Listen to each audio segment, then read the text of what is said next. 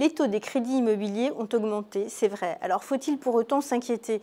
Pas forcément, parce que quand on compare avec début 2007, les taux qui sont pratiqués aujourd'hui sont bien inférieurs à ceux qui étaient pratiqués au début de l'année dernière. Donc tout ça reste très relatif. Maintenant, est-ce que ça peut continuer? Objectivement, quand on regarde le comportement des banques, c'est vrai qu'elles se refinancent sur l'OAT long terme, c'est-à-dire l'emprunt français à 10 ans. Cet OAT, c'est vrai, a bondi, puisqu'en octobre, il était à 0,3%. Aujourd'hui, il est à 0,91%, mais ce n'est qu'une partie du refinancement des banques qui se font quand même concurrence entre elles et qui ont quand même intérêt à maintenir pour leur clientèle des taux raisonnables. Parallèlement, la politique accommodante de la BCE nous laisse présager que les taux ne vont pas non plus grimper de façon exagérée. Donc il faut quand même rester prudent quant à l'augmentation des taux des crédits immobiliers. C'est vrai, ce qui est marquant, c'est que dans les phases précédentes, on assistait vraiment à des baisses continues de taux d'intérêt. Cette période-là, elle est révolue, elle est définitivement révolue, mais ce n'est pas pour autant que les taux vont se mettre à grimper de façon excessive et importante. La question qui est importante, c'est de savoir quel sera l'impact de cette hausse des taux sur l'évolution des prix de l'immobilier.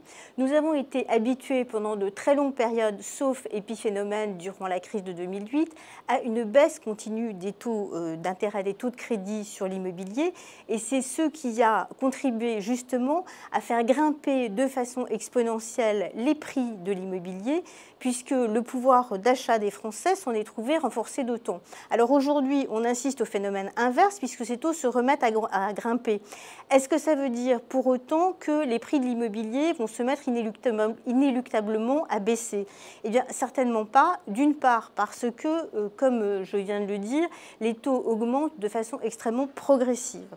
Ensuite, si les taux continuent à grimper, il faut bien prendre conscience que d'abord, ça va se répercuter non pas sur les prix, mais sur les volumes.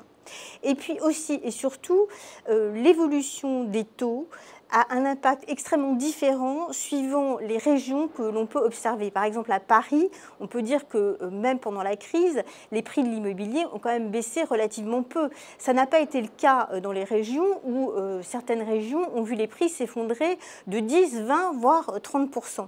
Donc, ce mouvement de hausse des taux de l'immobilier va impacter de façon extrêmement différente les régions. Celles qui sont impactées en premier sont celles, bien sûr, où l'activité économique est faibles et celles qui sont peu attractives.